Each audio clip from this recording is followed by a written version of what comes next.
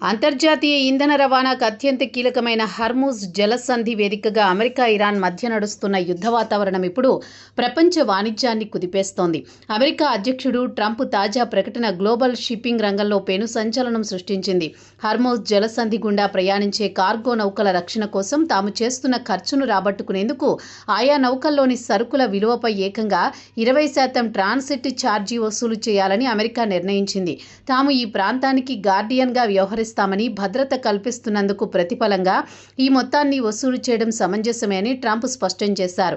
నిజానికి గత నెలలోనే ఇరు దేశాల మధ్య కుదిరిన తాత్కాలిక శాంతి ఒప్పందం ప్రకారం జలసంధి గుండా నౌకల రాకపోకలు క్రమబద్ధీకరించే హక్కు తమకు ఉందని, ఆ మేరకు ఫీజులు వసూలు చేసే ఆలోచన చేస్తున్నట్లు ఇరాన్ ప్రతిపాదించింది. అయితే అంతర్జాతీయ జలసంధిలో స్వేచ్ఛా నౌకాయానాన్ని తాము మాత్రమే పర్యవేక్షిస్తామని స్పష్టం చేసిన అమెరికా తాజా ఉద్రిక్తతలతో ఇరాన్ నౌకలపై మళ్లీ నౌకాదళ దిగ్బంధనాన్ని అమల్లోకి తెచ్చింది. ఇరాన్ రేవుల నుండి ఏ ఒక్క నౌక కూడా బయటకు రాకుండా లాక్ చేస్తూనే ఇతర దేశాల నౌకల నుండి 20% వసూళ్లకు రంగం సిద్ధం చేసింది.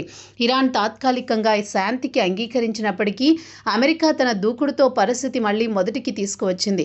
పశ్చిమ దేశాల భద్రతా గొడుగు పేరుతో అమెరికా చేస్తోన్న ఈ ఖండకావరంపై అంతర్జాతీయ సమాజం తీవ్ర అసంతృప్తి వ్యక్తం చేస్తోంది.